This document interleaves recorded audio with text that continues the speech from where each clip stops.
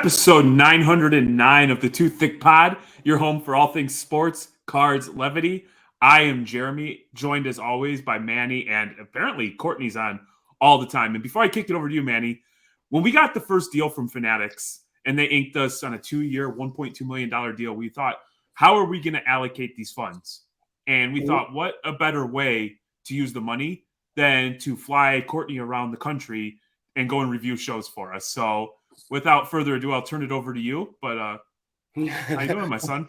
Good. How are you? And yes, that's the best marketing that we could possibly do. It's just send Courtney to all these big shows. She markets way better than any of like us two would ever do at a show. She was rocking the Too Thicc shirt one day. I see pictures everywhere of Courtney with the Too Thicc shirt.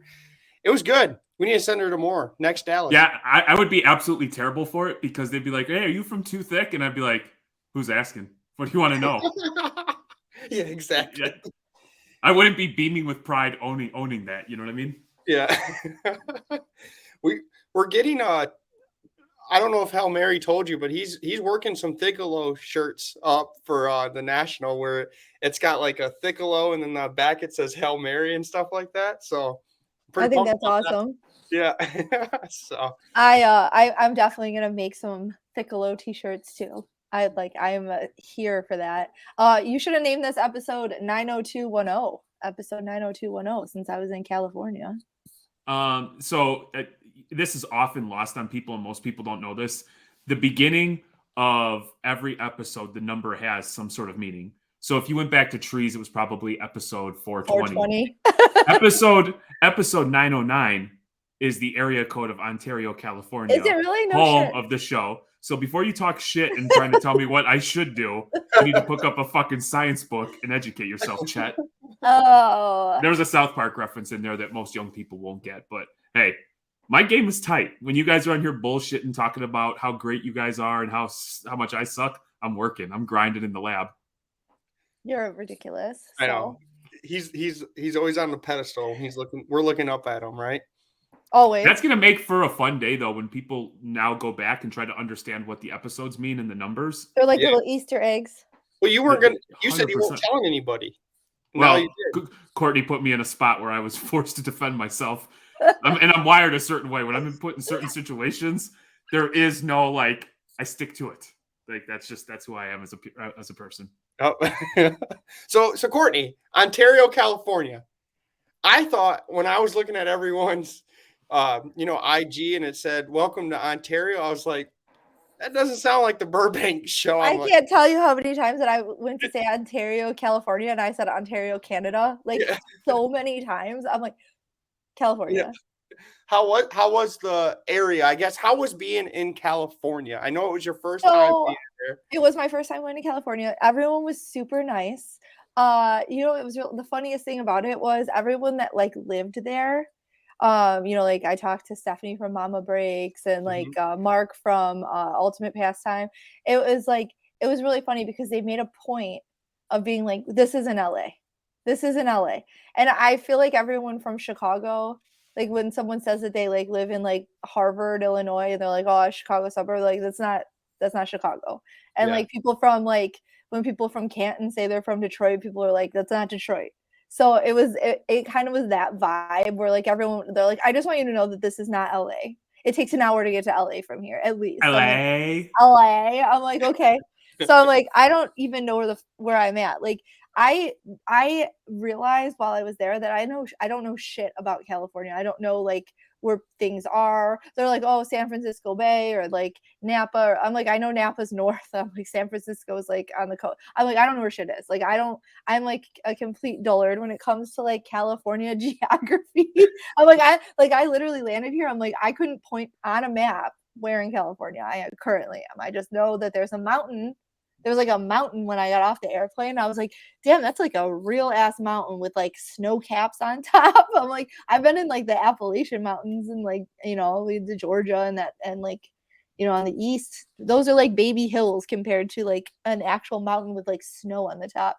So for me, that was like super cool because I landed. And when I left Detroit, it was like cold and snowing. And I landed in California, it was like 80. It was like almost 80 degrees. And there was like a mountain. I'm like, this is fantastic. This is significantly better than where I was this morning as far as like climate and beauty. That's all. Well, you didn't explain your plane trip about the guy in the back. Oh my God. So I get it was an adventure. So it was like Monday that we decided I kept being like, oh, I wish I was going to Burbank. I wish I was going to Burbank. And Jeremy's like, do you want to go? I'm like, oh, if you're not going, I don't want to go. And he's like, well, if you want to go, I'm like, okay. I'm like, I'll go. And then Did Court just stroke out? Oh, sorry, I was reading a comment. I got distracted. So Court doesn't do comments, man. Her head will just explode and she'll forget where she's at. Okay, so so we booked the flights, but I had to do a layover, and I didn't realize this about myself, but since I've been with Jeremy, I've become super fucking bougie and like an elitist, I guess, because I am used to direct flights. I don't like layovers. It makes me feel anxious. And then on my the second leg of my trip, this man just gets up. And like he's like a few rows ahead of me, and he just stands and he faces the back of the plane and just stares at the back of the like standing in his row, and he's just staring at me. God damn it. He's staring at me like at the back of the plane being real creepy. And I'm like, I can't deal with this. And now I went off this plane. But so I landed and the show was already going. Stop with that. Look at there's an option that you can put the user on timeout. Yeah. So I landed and I had to go right directly from the airport. I got to my hotel, and then I went from my hotel right to the show. It was like immediate because the show was already going, and I knew I was only going to be there Friday and Saturday, and I was on a mission with this show. So I was just right directly there. And it was a great show. Like, it was a great show. It was a totally different vibe for me than what I'm used to at shows too. So I was Friday was very stressful. I was super stressed out on Friday. Yes, great story. There were mountains. No, what? So, because we saw a lot of content. I didn't make any content on Friday at all. Exactly. And you yell at Jeremy and I when we go to card shows and not make a single content. And I was like, I saw everyone. I saw, the elitists make their content all the way down to like the single followers. And I was like, I did a lot of content on Saturday. Friday, I did nothing. So I was going to the show to buy cards for resale, which that's not what I like to do. Jeremy and I talk a lot about like what our like passions are within the hobby. My passion lies solely in collecting. I don't, and there are times that I do plays, but it's something that I've researched, that I like go into, like I'm going looking for this specific card or this player, and this is why. This show, Jeremy's like, if you're going to Burbank, I want you to be buying. Like, here's like a grip of cash. These are the kinds of cards I want you to buy. But like, not like anything specific. He's not like, I want Luka Doncic rookie, this particular card, blah, blah, blah. He's like, this is like a wide range of cards that I want. That is nothing that I typically would look at or want to buy or be interested in. So I get to the show and stop talking. I'm turning out. I'm not looking at the chat anymore. So I turned it off. So God damn it. So I get there and I start like, I just went diligently from table to table. I'm talking to the vendors. I'm talking to like the people walking the show. I'm looking at every case, and there wasn't a lot of like dollar boxes because everybody's kind of like coming in. So you have like the local people that had some dollar boxes, and Burbank had a huge setup with like lots of like value boxes, but it was basically most people had one or two tables and they had cases and they were renting cases and they had like really nice cards, and that was it. So I'm going from table to table to table, and I thought I had a mission. So I'm sending pictures of these cards to Jeremy, and like every card that I'm finding that I'm like, this could be one like that met what I thought was the criteria that he had given me. He's like giving me thumbs down on every, like, nope. So by like an hour into the show, I was convinced, nobody threw any basketballs. I was convinced that I'm like the worst at cards. I'm quitting. I'm never going to buy another card for the rest of my life. I felt like Manny. I was like unable to make any decisions. I'm like, now I know how Manny feels. I'm never going to give Manny shit ever again for not being able to like finish a deal. Yep. And I am never going to give Jeremy shit for not making content at a show, because when you're like trying to buy and you're like working, it is so much different than like my happy ass when I go to shows and I'm like looking at the cards and be like, oh, PC, and oh, I'm going to rip this wax here. And I'm going to have like the best time ever. It was a totally different experience for me. And I felt very stressed out. So Friday was like, I have like literally thousands of pictures of cards in my phone from the show. Like I could probably show everyone every card that was there, because I'm taking videos of everyone's display cases. I'm taking pictures. I'm doing comps. I have like screenshots of comps that I'm looking up. There was so much there. And here's the thing. When people are talking about whether or not like sales are good in the hobby or whether or not the hobby's dead or alive, the last 2 shows that I have been to, cards were flying. People are buying, they have their prices right. It's like the market has corrected and people have accepted it, and now they're pricing cards accordingly, and things are still good. Like the market's still, it's, you know, if you were buying at the peak, maybe you feel like a different way, but at this point, I would walk up to a table, I'd look at a card that I like, I'd walk outside to like comp it, and then by the time I came back, it would be sold. Yep. I did not try to fight Steve Les. I did see him, but I didn't get a chance to chat with him. This is the second show. What about dancing? Was dancing an option? Yeah. I did want to have a dance battle with Steve Les, but I didn't have the opportunity, and maybe next time. So this is me officially challenging Steve Les to a dance battle at Mint, if he would like to have one. I hate to go whip the other kid's ass. He's gonna come over and whip your ass in a dance battle. Yep. So this was crazy for us, because it was truly like Monday. Courtney's like, I could tell she was catching a little bit of FOMO, and I'm like, well, why don't you go? And then she does the, yeah, but you know, the house will burn down if I'm not here. You know, you won't get dressed, that sort of thing, which obviously is playing into the fact that I have to show you that I'm a better mother than you, where I will absolutely freak it. So the whole time is like, go to Chase, get as much cash. Get more cash. She's like, I can't carry any more cash. I'm like, you need more cash. The ATM was like, fuck you can't take any more out. Yeah. So we get there and she's like sending me, and I'm like, you don't have to send me anything. You know what to do. You don't need me to like yay or nay it. Just like trust your gut and go with it. The only thing I would say is like in an environment like that, if you feel overwhelmed and somebody's being pushy, just take a deep breath, walk away, come back. You know, we've done that numerous times where we'll leave a show, go grab lunch, come back. Cool your head. But the thing that I thought was funny, and it's just like a side note, so I've got like, I'm on daddy duty, right? And she's 3 hours behind us, so it's like 9 o'clock our time, 6 o'clock her time, and I get my bigs, the teenagers, they're gonna hang out with dad, we're gonna watch a movie. I put the phone down and my phone's like ding, ding, ding, ding, message after message. I'm like, hold on guys, I started the movie. I'm like, hold on, this is just mom. And she sent me like 87 cards, and she's like, which one? And I'm like, this, boom, boom, boom, boom. It was like an hour later, finally, I'm like, hey guys, what movie do you want to watch? I just put something on and I worked through the movie. So I'm like, I am Manny.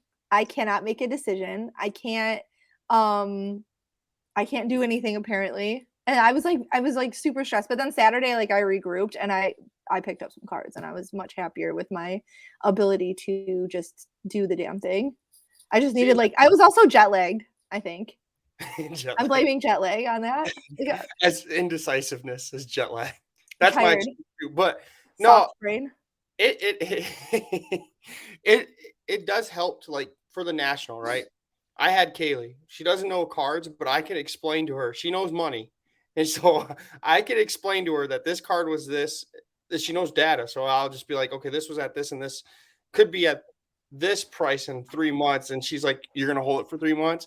So she helps me make my decisions when she's with me.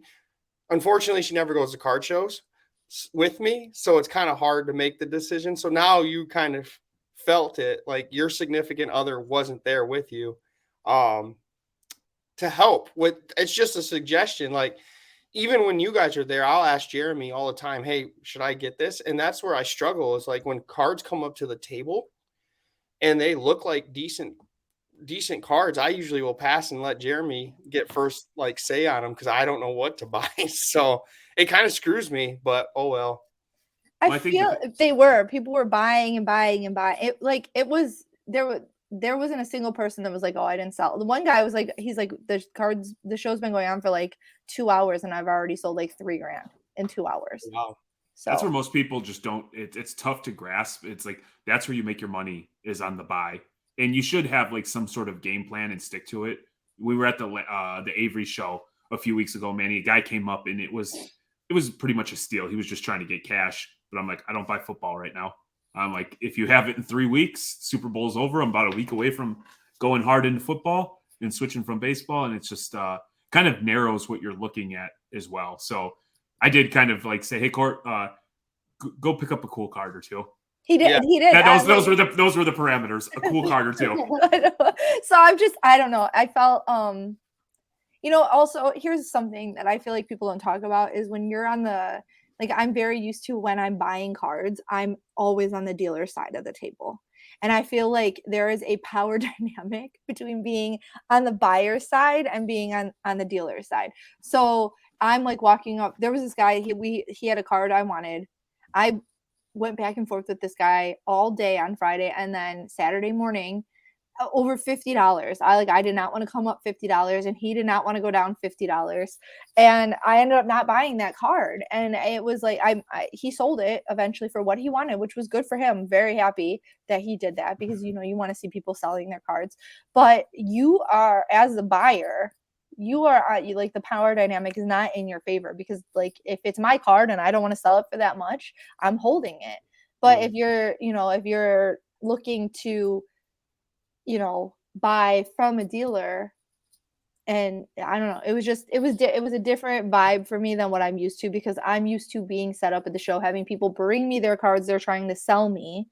And me being like, I'm going to pay this much and this and whatever and take it or leave it. Where at this, I'm walking around trying to talk people, negotiate with people. And I'm good. I do okay with that. It was just, I wasn't I didn't have I should have gone into it with a better plan. I feel like. Did you find yourself gravitating towards the dealers who you found to be friendly and, more, more chit-chatty, or did you shy away from the people who were standoffish or treated you as such because you're abroad? So two things. One, there were not any unfriendly dealers. I where you go to shows and you see people sitting and acting miserable and they don't want to be there. That was not. Everyone was super excited to be there. Everyone was standing. Everyone was engaged and having a good time. There was music there. Tag was set up as a sponsor, and they had the whole one backside with a guy doing announcements. I feel honestly that was the only thing that I heard anyone complain about was that the microphone that guy was using was so loud when he would talk. You couldn't hear yourself. And that was the only criticism I heard the whole day was I wish they'd turn that microphone down a little. It's too loud. What was the deal with Tag? They were dressed like Squid Game, or what the hell was with those masks? Well, that was their robots, and they were going around, and it was just a promotional thing. It was really funny. I was with my friend Lauren, and we were standing there with Jeremy Lee, and he was kind of explaining to her about Tag and what it was, and I'm like, oh, let's go get a picture of you guys next to the robot. And so I go to take the picture. Well, she thought it was just a mannequin. And because she had only been there Saturday. So I saw them Friday walking around. They were walking around giving away free grading. And they had a wheel that you could spin. So if you talked to the robot and showed it that you followed Tag on Instagram, they were giving away free things. So it was just a promotional thing at the show. But the robot moved and scared her so bad. She jumped because she thought it was a mannequin, but it was cool. You Tag, and obviously the slabs look cool. I think Jeremy is doing some work with them. What was the vibe of grading? Because I know Beckett just announced that they're doing tickets. Who was all set up grading on site? What was the vibe? What are you hearing about the grading companies? Only Beckett and Tag were grading on site, I believe. the PSA line was so long the whole time that I was there that I'm actually not even 100% sure. I don't think that they were grading on site, but they were taking submissions. I know that they just I do know that they were grading on site. Were they grading on site? I Yeah. couldn't get anywhere near the table because it was so the line the whole time. The line was so long at PSA that it was that was the only one I didn't get to like really check out just because it was so crowded. Beckett also equally crowded, but they had a bigger space because I think they were also like a higher end sponsor.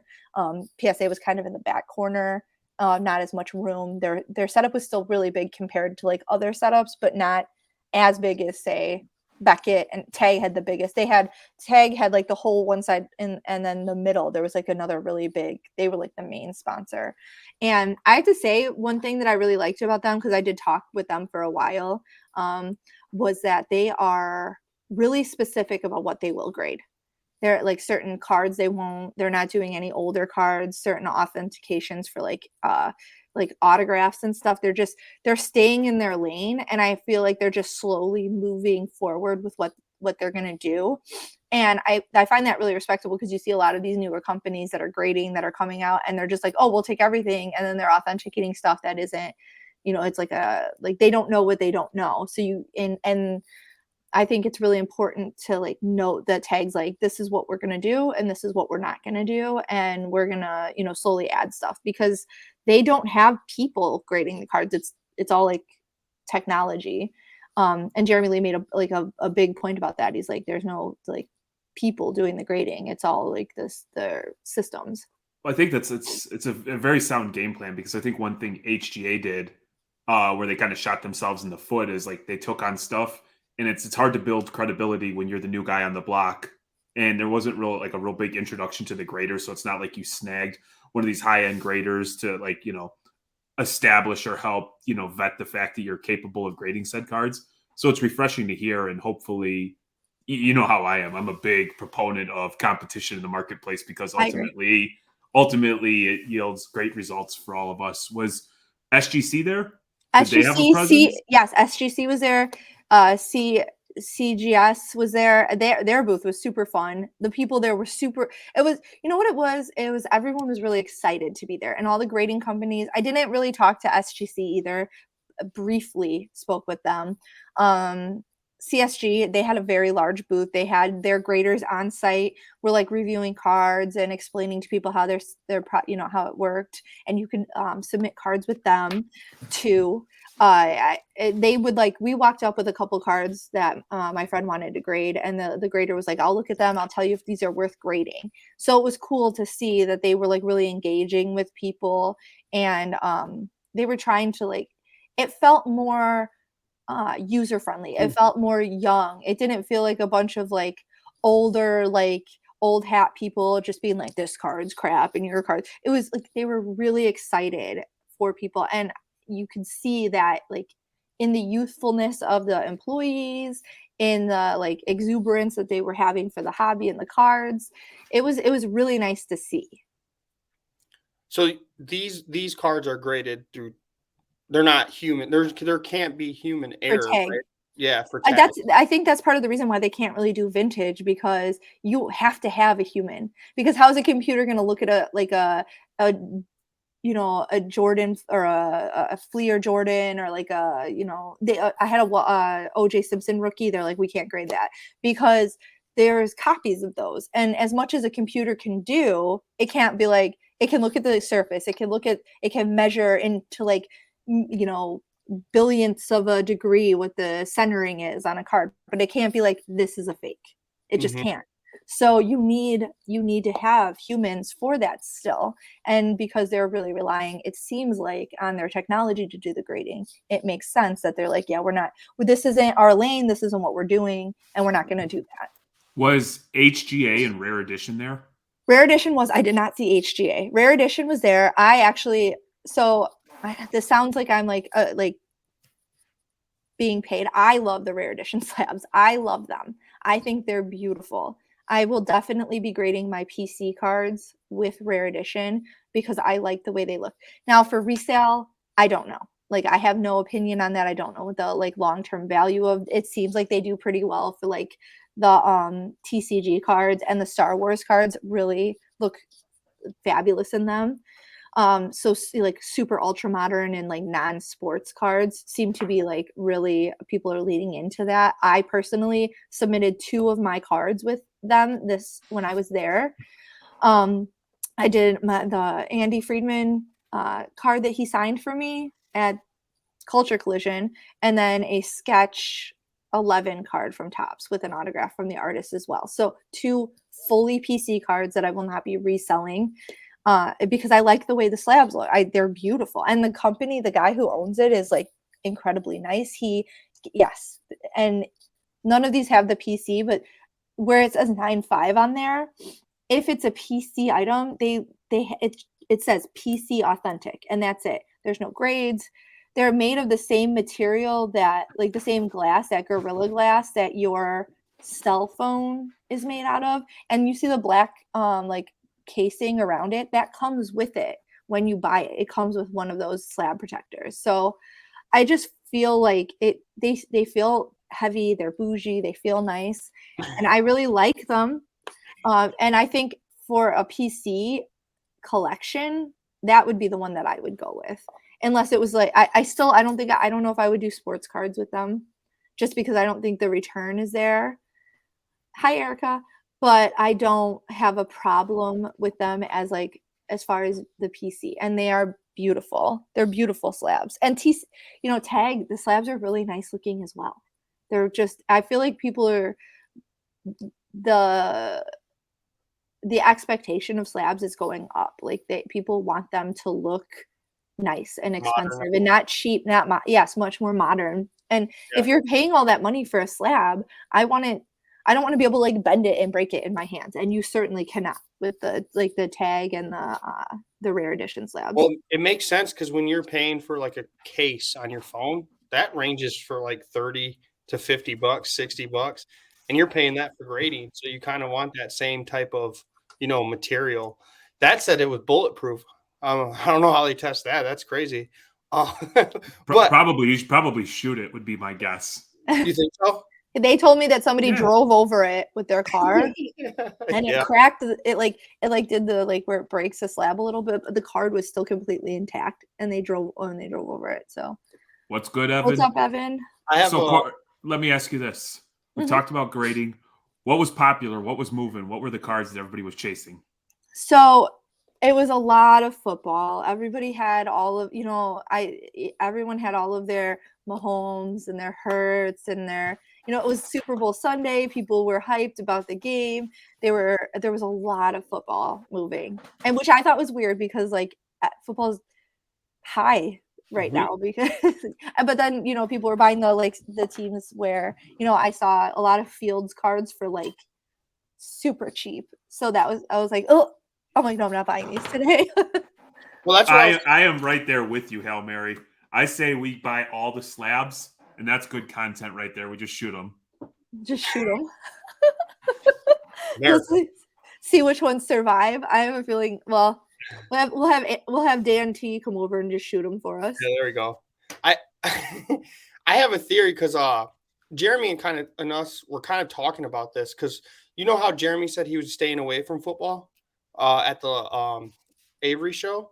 Mm-hmm. Maybe because you're on the dealer end. Maybe instead of that, you actually are buying football when it's hype right now because they're easy to kind of sell. Right?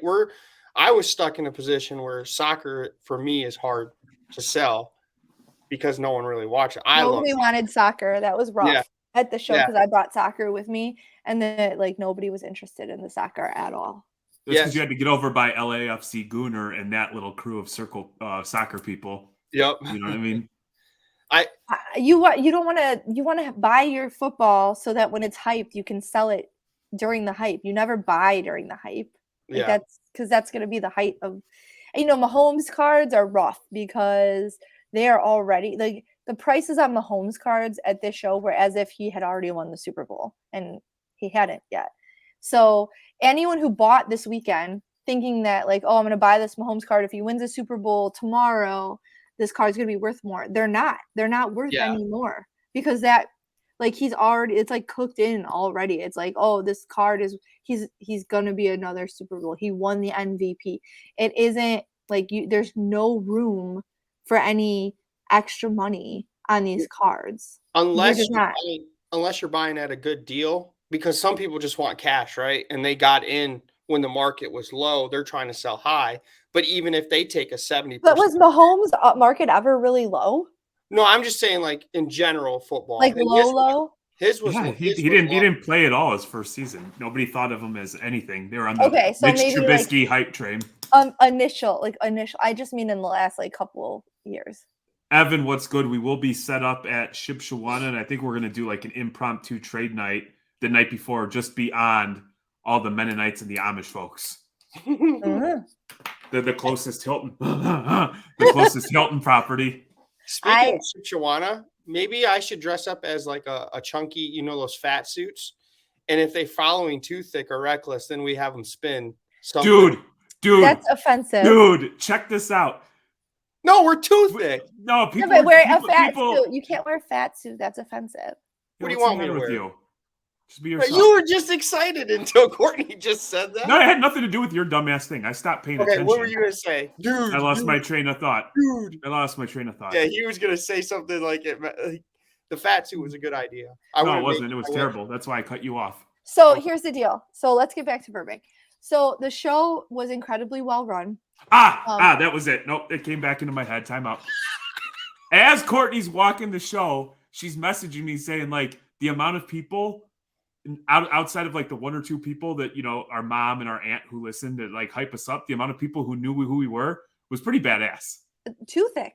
I had people like, I had one guy stop me and be like, I've been trying to get on the podcast. And I'm like, well, I'm the producer, so I can help you with that. Exactly. It was really, it was so much fun. I had like people like Too Thick, so I was proud of you guys. I'm like, I'm super proud of them. They're awesome. They like Jeremy. They're like, I'm used to people knowing me because of my TikToks and Reckless and stuff. But they're like, oh, you were on that Too Thick podcast, right? I'm like, I was. Those guys are. That's what we do. That's what we do over here, Dow. We create stars. You want to meet somebody, you get on Too Thick. Yeah. Hey, and then she had some dude who knew you and was like trying to like, I know Manny. And then Courtney's like, well, I smashed the other dude, so I think I'm a little bit closer than you. He was trying to flex because I had my Too Thick t-shirt on. He's like, I'm boys with Manny. And I was like, I'm like, that's cool. I'm like, Jeremy is my husband. And he's like, oh, well, I'm boys with Manny. And I'm like, I have sex with Jeremy. Same with me when you leave. So you have sex with Jeremy when I'm gone? That's weird. We're not gonna say. Guy knows what a guy likes. I have a question because I actually called Jeremy on this situation. I saw Burbank go live, and they had like it looked like a big table in the middle, and they were buying everything. Yes. I wonder, how did the dealers feel? I know Jeremy answered this. No, be honest. No, you called me. He calls me and he is pissed off. And he's like, wouldn't you be mad if you set up? They're buying. He was angry. He's like, who would buy cards at a card show? And I said, dude, wouldn't you be happy if you're a dealer and people need to get liquid so they have money to spend at your booth? And then it was like, he paused for a minute. The gerbil got back on the wheel. And he's like, that is a good idea. I'm sorry that I wasted your time with a phone call. Yeah. No, I was just curious on how people would feel. I guess if you have good pricing, the dealers don't care. But if I'm used to, Courtney, I'm used to. There were a lot of people buying. That's the thing is they were just like, I'm used to going to the show and you see the kids and the people walking around like, are you buying? And it was like people were almost fighting over who was going to buy everybody's cards. Like people are paying strong. People are, people at almost every table was buying and selling. So it was really nice to see because in like the last couple of years, you saw people like only wanting to sell and like only wanting to sell. And here it was more like cards were going back and forth, both ends of the table. Like you're seeing cash deals. You're seeing people be like really excited about being able to buy cards that they want. There was wax there that was affordable again. And it felt more like the old days. It felt more like inclusive. It felt more accessible. And the show itself was just like, there were a ton of tables. There were a ton of people set up. There was a lot of, but it was comfortable, like temperature wise. It was not smelly. Someone asked what the most prevalent smell was. It was the only thing that I can say was they had like a cafe thing in the back where like they had snacks or whatever, and the nachos were apparently like a huge hit and people loved them, and they were walking around with these nachos. Well, there was so much onion on them that it smelled like BO, and I'm like, ugh. I could not stand that. And every time I'd walk up to a table where somebody was like eating the nachos behind the table, I'm like, okay, next table. Because I could not stand the way that they smelled. I'm like, I'm Jeremy. Like, I'm over here, like, the food smell is making me not want to deal with this person. Jeremy. But I got a sense through social media, and I was like, I felt FOMO pretty hard. Like, we don't buy into breaks. I probably bought into like 4 breaks this weekend because I was like, Courtney's off having a blast, and I'm like, man, I'm getting the itch. But it made me think of, do you remember when we'd go in Chicago a couple years ago at National, and there would just be a line a mile long for people waiting to get to Mealy Pops because they heard Jamil was paying really good, paying really strong. I just got a sense that it was like that, where everybody knew if you just came with some cards, you were going to get some cash, you were going to be able to move up and get into cards that you liked or cards that you can flip. So on the converse of that, I did see online today while I was like just scrolling around, people complaining, because that's what people like to do. But one of the complaints that I was hearing a lot was that because everybody was buying, and like, so people would be standing at the table doing deals, selling to the dealer. People who were trying to buy at tables were like kind of like they couldn't get up to the table to like look at the cards, and like the dealers were so busy buying cards from other people that they weren't like really servicing people coming up that were trying to buy from them, and that was like frustrating for them. And like half of me was like, you should be happy to see everybody buying and selling. Like, this is like is good. And if you have to wait a couple minutes to like look at a case, like there's like 7 other cases, just walk on to the next one and come back. Like, that's what I did when people were like clearly engaged with somebody else. But because there was so many people buying and selling, I think that that's something like to think about, because when we set up at shows, we have a spot that's like specifically like, this is where we're buying. This is the line for buying, and then all the rest of the table is dedicated to selling. However, if you're a single dealer at a show where you have to fly in like Burbank, and you have one table with like 3 cases and you're by yourself behind that table, there's only so much you can do. And I feel like people are just so entitled sometimes. So I would say your last point 100%. If you're one person with one showcase, you are limited in what you can do. But I would also say, as you know, we talk about grading companies getting better and everybody, the show's getting better, vendors and dealers elevating up their game. The first time that we set up, to the second time, to the third time, to the fourth time, it's a constant evolution. It's never been the same thing ever. It's like, hey, how can we streamline this? How can we make the cards readily available? And that was what we did when we came up with our own, hey, let's just have a spot that's dedicated to buying. That way it doesn't impact any of the deals. Yep. And so, it is important. It is, and people are impatient. So yeah. So I do want to ask, because you guys, you said you're going there to buy. How many cards did you end up with? And do you want to share what you bought? Not yet. Oh, we're not? Okay. So I bought 2 big cards. Two big cards. I spent quite a bit of money, and then I bought a box of wax. And that was it. And I graded some cards, and that was what I did while I was there. But the 2 cards that I got are like awesome, and I'm super excited for them. And I spent all day kind of going around making this decision, and I feel like I did good.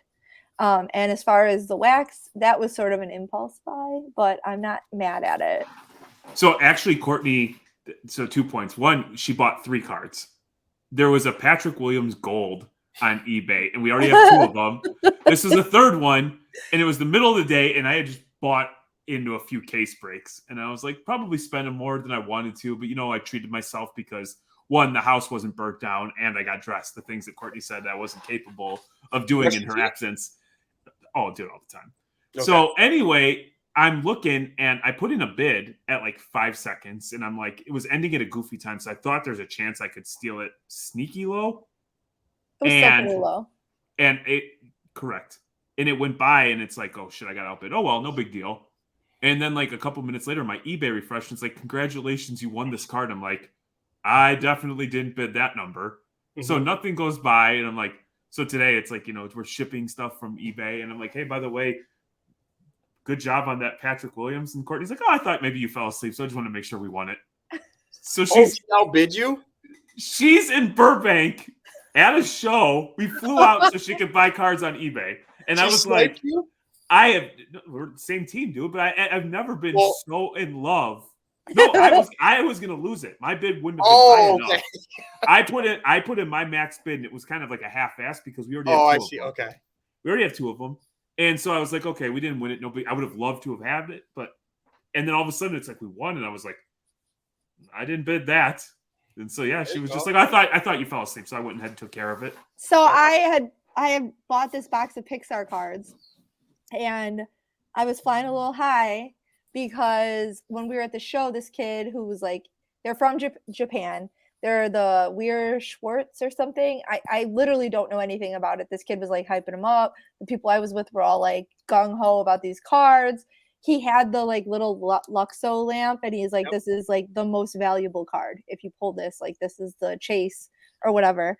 So I bought the box of wax, and we go back to the hotel, and we're drinking several drinks, and we start ripping. So I'm with Lauren from the Mint, Sharon from Black Jaded Wolf, myself. The three of us bought these boxes, right? So we're ripping the boxes, and then there was some like there was like a lot of all the people from eBay were sitting with us. These two other ladies that I feel terrible because they were so nice, but I did not get to know them very well. The lady who is in charge of the media from Beckett was with us, and so we're all kind of sitting there, and we're opening these cards, and I'm like, and I'm telling them, I'm like, I never get anything good. And I open like my fourth pack, and I go 2 in, and I pull the rare of the lamp. It's like, it's got the stars, it's sparkly. I was just told that this card was like the best card that you could pull.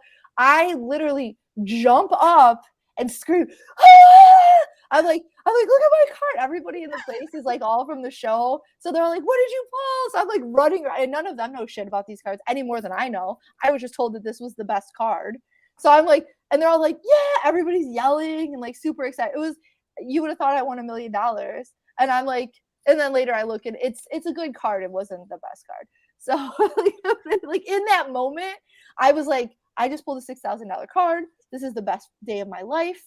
And then I get the notification that the Patrick Williams gold is ending. I'm like, I'm fucking winning this too. Like that was it. that was where my headspace was at. So she calls me and it's like 2:00 in the morning. And I'm like, oh shit, something's wrong.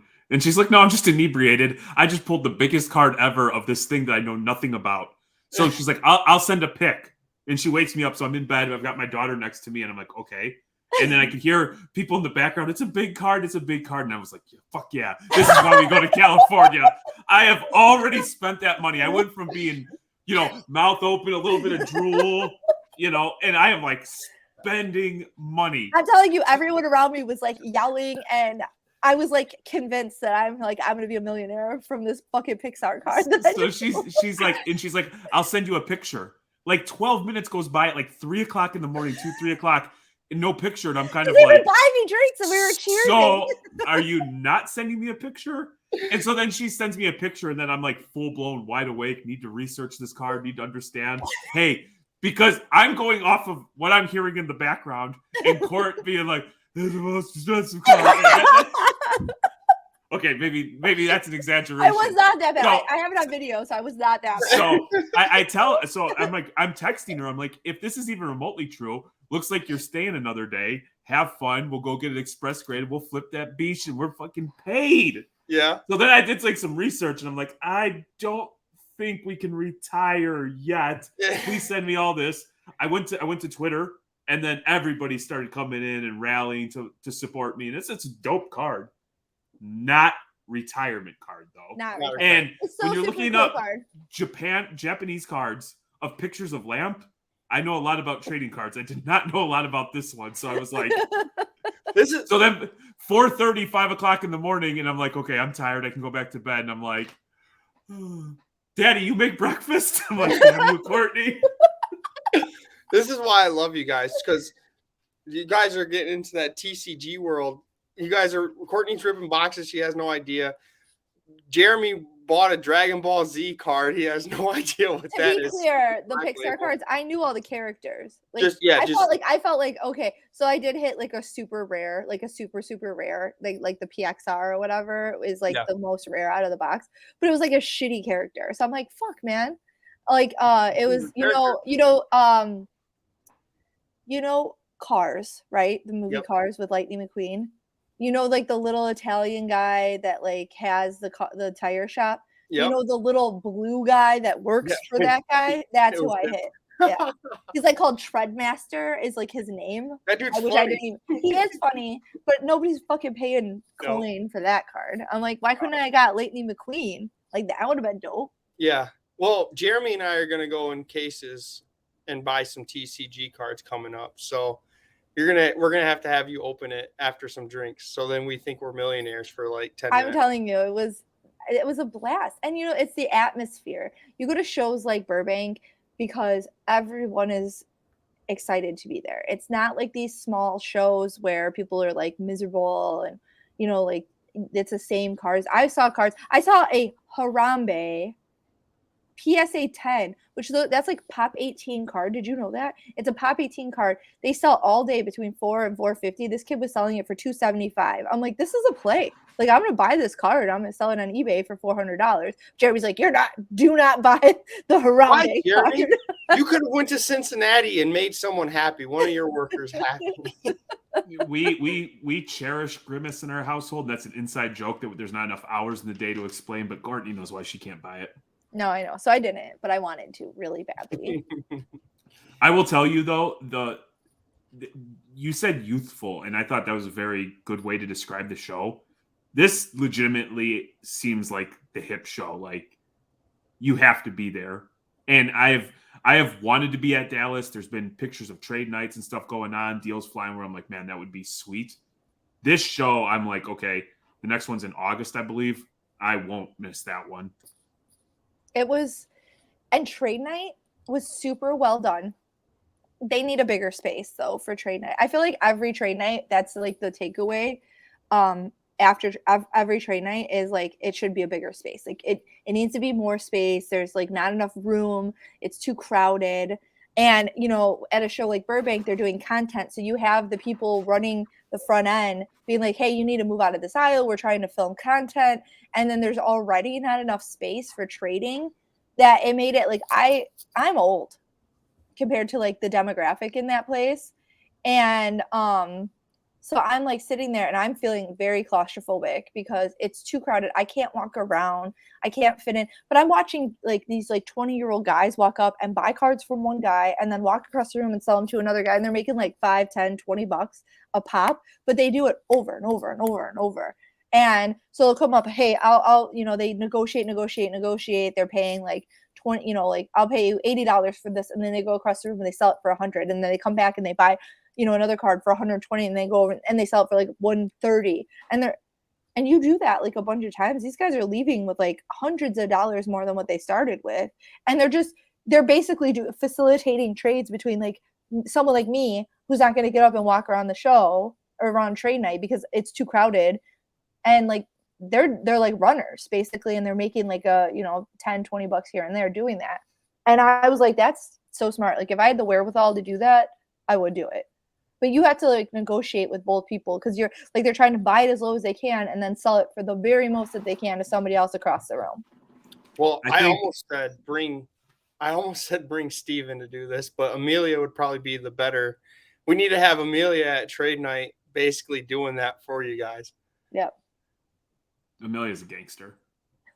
Yes. Amelia is a gangster. Yeah. Absolute freaking gangster. And that's why I stress to Manny and I know that that's not easy for everybody. The more you can talk to people, and I actually find talking to people to be very difficult most times, but the more you can talk to them and conversate, you have an idea of what to do with what. And so I actually think, like, as we concluded the show, or you concluded the show, spending that day seeing as much as you did and talking as much as you did, that you had like 3 plays the next day you were going to go with, right? And you exhausted all of them. And ultimately, we feel like you made the best deal possible for us. But had you just jumped in and made the first deal, you probably don't talk to those people and you probably miss out on having somebody else. So I'm a big proponent of talking to people and seeing who's buying what's doing that. And I was so slick, Manny. I could look at a table. Courtney would send me a picture. I'm like, don't even waste your time here. Because of the prices. Yeah, see, you're good at that. You're really good at that. The more you go to card shows, the better you get. I'm starting, like, when I first met you guys, I was a beginner and I didn't know what to do, and I'm starting to get the hang of it a little bit.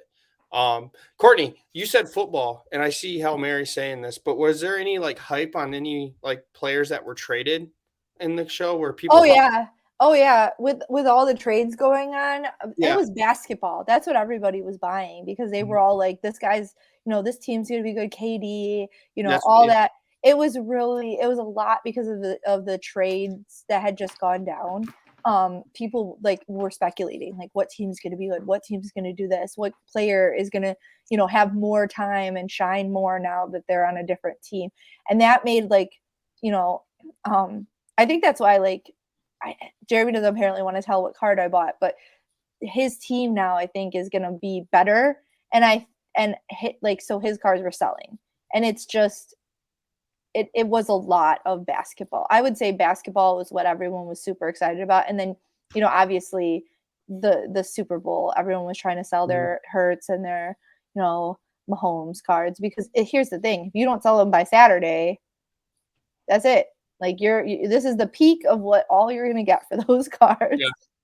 I was just curious because we have 3 big shows kind of the next 3 weekends of what people were looking for, because we have everything. Yes. It was everything. Yeah. I'm telling you, it was like there wasn't like one thing where people were. Are you crying? Are you getting ready to cry? No. Well, I thought you were gonna cry. Just tears of joy. I was just like, the hobby is alive. It's alive, and I'm so happy. I cannot express how amazing it was to watch everyone just buying all their cards. So when me and Courtney were talking Friday, it was Devin Booker, Luka, who the your guys players are. Guys. Yeah. It was, but the thing is there was so much. And baseball, a lot of people were like getting excited about baseball because here we are, we're getting in, as soon as Sunday's over, it's baseball season. So baseball was another one. People were looking for prospects. They were looking to try and get things still before it got too hyped. So I was seeing a lot of people like really excited about like young baseball prospects as well. So like that. All right. One thing, this is my last question for you, Court. You are the queen of shows. You have to take one thing from Burbank and implement it at other shows across the nation. What thing did Burbank do really, really well that you'd like to see at other shows? So I'll tell you what they did really well and what I think that they need to fix. So what they did really well was I was trying to keep it positive, and Courtney can't wait to just shit all over. No, I'm not. It's not shitting, because actually I talked to Rob and he was like, anyway. So so what they did really well was spacing. Like, you were not crowded. There is room for like everybody. The temperature was good. It was laid out nicely. You could find what you were looking for. To a point. This is what they didn't do well, because it's such a big show. Like the table numbers, like half the people had numbers where you could see where they were, and the other half didn't. So I'm like, I was looking for a rare edition. They're like, we're in B35, and like there's no overhead things telling you what row you're in. And so I'd ask someone, I'm like, what row is this? And they're like, I'm like, okay, so I need to go that way. But if you like, there wasn't enough like direction as to where the tables were. But the map that they gave you would like, it had like PSA here and Beckett here. So if the person circled their table, you could like count the rows and find it. But if you didn't know, and someone's just like, oh, this is my table number, you would never find them. You would never find them. It was really difficult. But the show overwhelmingly was amazing. Like best card show that I've been to, I think. And I mean that like respectfully of the other card shows. There was just more space. It was like I did not feel crowded. I felt comfortable. The temperature was good the whole time. Like people didn't feel crammed in there together. And it was very the production value of that was really good. And I think more shows moving forward are going to have to do that, or they're going to die. Like you're not going to like you start to set that as like the precedent. And I think the Mint kind of started that with like having that expectation of like this is an event, not just a card show, and having, you know, space and sponsors and and like everybody's like really excited to be there, and they're doing giveaways and they're having kids events and they're doing, you know, live like breaks, and everything is just very interactive. And I feel like that's going to be something that like bigger shows, if they're not pulling out the stops like that, they're just not going to be as successful. And Burbank, that show, people were calling it the West Coast National, and they were 1000% correct with that. I love it. So the next one's in August. So that Monday, I'm just going to have to beg Jeremy to go. Is that what? And he'll fly you out. You have to be pretty. So Okay, I'll be called up. I just, you know, one thing that I think from an outsider's perspective was them actually, as the people putting on the show, set up buying. And I'm looking at it just through the lens of going, and I like activity. I like to buy, sell, trade. Do you know how refreshing that would be? Like, hey, man, I'm strapped for cash, but I got a few cards, and I know for sure I'm going to be able to get liquid and have an opportunity to make some moves. I think that's awesome. And I saw that, Manny, if you remember the show we did, the Avery show, where we just walked it for a few hours. There was some guy who came up from like Louisville, like 10 hillbillies, and it took like 10 tables.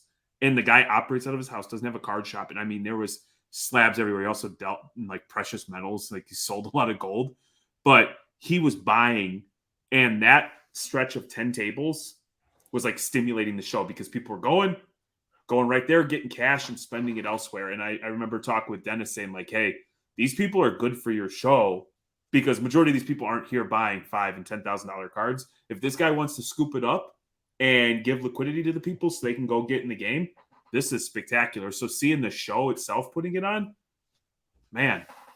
Yeah, and we've got friends who are like introverted or maybe not as sociable or don't, you know, it's intimidating to walk up to a table and be like, would you buy my cards? There's the fear of rejection. There's the awkwardness of the conversation. To know that there's a dedicated spot where people, you just wait your turn, they look at it and they give you a number. How refreshing is that for a show? It was like, and again, most of the tables were buying at this show. That was something, but you for sure could go to Burbank and sell your cards. So it was nice. I'm telling you, I was really impressed. They're like top to bottom. There wasn't really anything to complain. Like I feel like if I had to be like, oh, what don't you like? It was like very minor. Like you had like you're reaching for something to say like, oh, this could be done better. But yeah, really, it was just, and that was just my frustration because I'm like trying to find stuff that I'm like, I want to look at this table, I want to look at this one, and I couldn't find what I was looking for. But beyond that, nothing, no complaints. Think of Atlantic City. They had the overhead things, and that was still a pain in the ass. So people are just like, I'm in the Breakers Pavilion, or do you see the Whatnot balloon? Do you know how many people refer to like the Whatnot balloon? The Whatnot balloon. Yeah. No, it's true. And it was so funny because it got to the point where we were walking around so much and talking to everyone that we'd be like, do you know where you bought that one card from that one guy? I'm like 2 rows over. You know, the guy with the putting green? I'm 3 rows from that, like 2 tables back. If you go over where like we just saw those robots like dancing, 2 tables over. And it was like, because there's so much space and you had so much room to move around and get from table to table.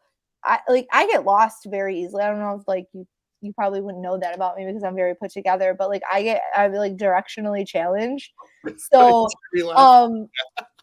So for me, like the fact that I could like find a table and like repeatedly go back to that same table and not get lost on my way there was impressive, considering they didn't have like the numbers above me. All right. So being true, so this is going to be good for short-term yucks. This is going to make for bad when we turn off the microphone. Courtney just got done saying she's put together.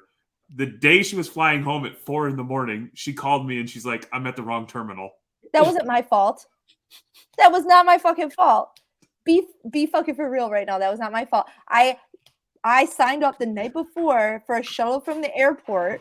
I come down there. It's 4 a.m. I was the first one down there. I had my bags all packed. I'm sitting there waiting.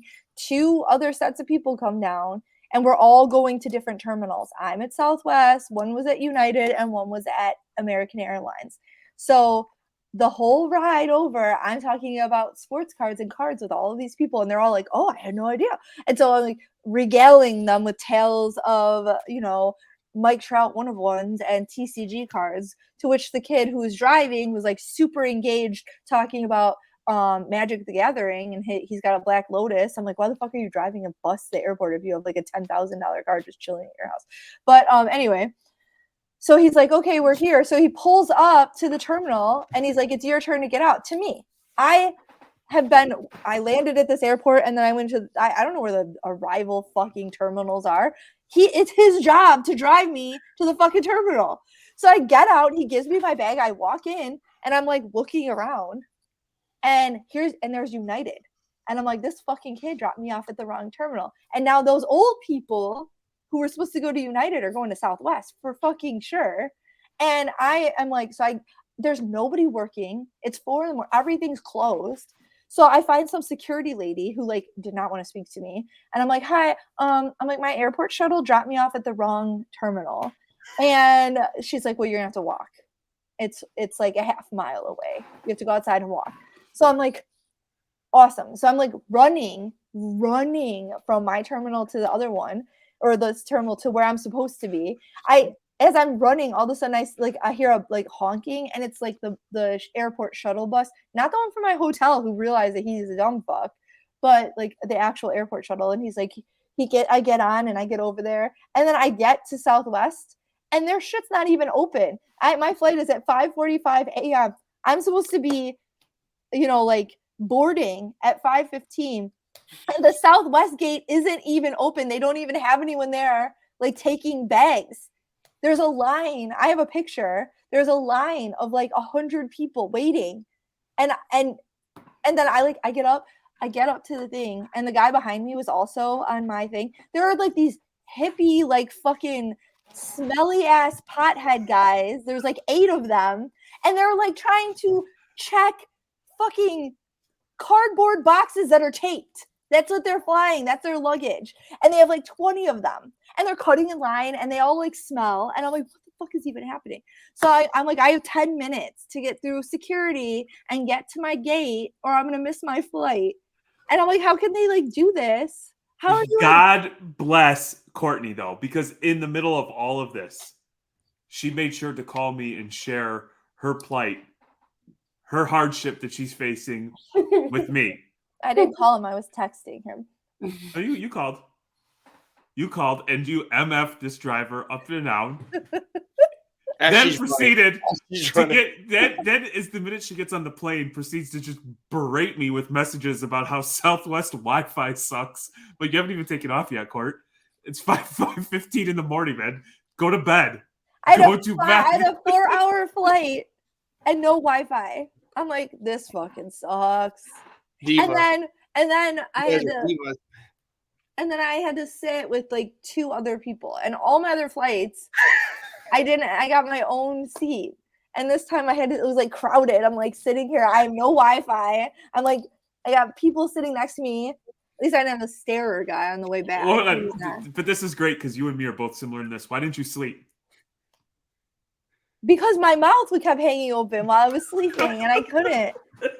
I was so tired. All I wanted to do was fall asleep, but like I can't like fall asleep knowing that my mouth is gonna hang open, because I would start to doze off. I'd be like, and I feel my mouth opening. I'm like, and I'd sit up. The guy next to me, he was so smart. He had a mask, I'm like, I should have bought a mask. I'm like, I should have bought a mask because then when I close, you know, like if you fall asleep and your mouth is open, nobody knows because you got a mask on. But I didn't. And so then I couldn't sleep because I didn't want people to like, I didn't want to snore. I didn't want to like drool. And I didn't want my mouth to be open in public where somebody could see inside of my mouth because it's just offensive. I don't like when people like lay next to me with their mouth open that I don't know. Like gross. This is so awesome. Like 3 weeks ago, before we went to Atlanta, Courtney's just like, "Oh, you should just book me on Spirit. I don't care. It's just a plane. Get me on there." And in 2 trips, she is like, "If it is not Delta first class, miss me with that ish." I upgraded myself this time again. Kaylee said, for Mint, she was like, "Did they get their flights? Maybe Jeremy will upgrade you to first class with them." No, you need to earn it, man. If mom and dad just reward you with everything, you'll never appreciate anything. So I got to sit back with the common folks while you guys have Wi-Fi. We'll be on the same plane. I'll be in the back. Let me tell you, so Court will have a couple of Prosecco's and take a nice nap. I'm so glad that I went to this show. I cannot, honestly say enough good things. It was, it made like being at a show like that where everybody was just like overwhelmingly positive and happy and excited to be there, and you're watching sales, you're watching people buy, you're watching people trade, you're just seeing like really people being involved. It revitalizes you. It makes you feel like you know that no matter like the negative stuff that you see, and I don't want to be like one of those like super ultra positive people, but like it made me feel like everyone who's like, oh, the hobby's dead or this or that, I feel like that this should squash that. It is time for that narrative to just like go away. It's done. It's over. The hobby's not dead. The market corrected, and the hobby is just as live as it always has been. My last thing, and then I'll shut up and we can get out of here. The one thing that Courtney and I have just an absolute incredible amount of appreciation for one another in the roles that we play for Reckless Cards, because the things that she loves to do, I'm perfectly fine not ever doing. And the things that I prefer to do is not exactly her favorite thing. So we're very fortunate that our skill sets are very complementary of one another. And what we identified for this show, this is like a tag team show where we could just really make hay, because like from a marketing perspective, networking, and then, just give me cash, get the hell out of my way, and just leave me alone for a few hours and make some damage. I did say that. Like I told Jeremy I would never give him crap ever again for not like making any kind of content at a show, because I felt like I couldn't do both things. I couldn't be like looking at cards, doing the research I needed to do, talking to the people specifically about the deals that I was making, comping cards. Like, how do you like record a deal on your phone while also comping the card on your phone? It's impossible to do. So it did make me have a greater appreciation for Jeremy and like what he does. And so again, never again will I give him crap. But I do have to say, like, this was a great show. Super well done. I cannot compliment it enough. It was a great show. We're very fortunate that we have an awesome producer that's willing to spend our paycheck to go out there and have a couple of drinks and have some fun. Yep. Before we get out of here, though, you've got a new pod dropping this week. There's a little bit of buzz about it. I'm hearing about Wednesday. Isn't it on the 15th? Yeah, Wednesday. Now, I will say, in the future, for your show to have success, you need to know when it's going to actually be dropped. I can't tell you how many times I've corrected you, like last week. I know. I like, for whatever reason, I thought it was like a week sooner, or I was a week ahead of myself. So my new pod, Dangerous Games, drops Wednesday the 15th at 10 p.m. I was actually editing the first episode before I jumped on here. I'm very, very excited about it. I think it's going to be amazing. I do like maybe give us a little bit of time to, get into our comfort zone, because it's like a little nerve-wracking when you're doing your thing the first time. But I feel like it's going to be really great. I did talk to a lot of people about it at Burbank, and I got a lot of positive feedback. I think people are excited about it. They're only 30-minute episodes, so they're very easily consumed and not like boring or insanely long or anything like that. And that's you and Mrs. Squirts? Me and Mrs. Squirts, me and Sarah, my hobby bestie, my like most favorite person. We on a side note, I bought a card from her. We have to pay for that. On a side note, I already knew that, and I told her that I would make sure that you paid her for the card. But I'm saying I already forgot to pay for it, so if you could pay her, that'd be great. This is real life, man. This is how we do. We were on the Breaking Wax. I was buying cards. This is like pretty awesome. Like tonight when we lay in bed, we'll talk about like the card that we just bought or a deal that we just made. Like we are in this hobby. I feel like we're lucky. I don't think a lot of people have like a partner that is as engrossed in, and it doesn't, not necessarily cards, just in general. Like the fact that we are both passionate about something that's the same thing is pretty cool. Courtney, I'm passionate about making you happy. Well, you do, baby. I love you. Oh, jeez. And that's how we created you, Manny. Yeah. When mommy and daddy love each other. Well, I hope you guys, My little butt baby, enjoyed this episode. Make sure you tune into Courtney's new podcast, Courtney and Sarah's new smash the like. Smash the like, smash the subscribe button, follow their Instagram. And with that, we'll talk soon. Peace out, everyone. Bye.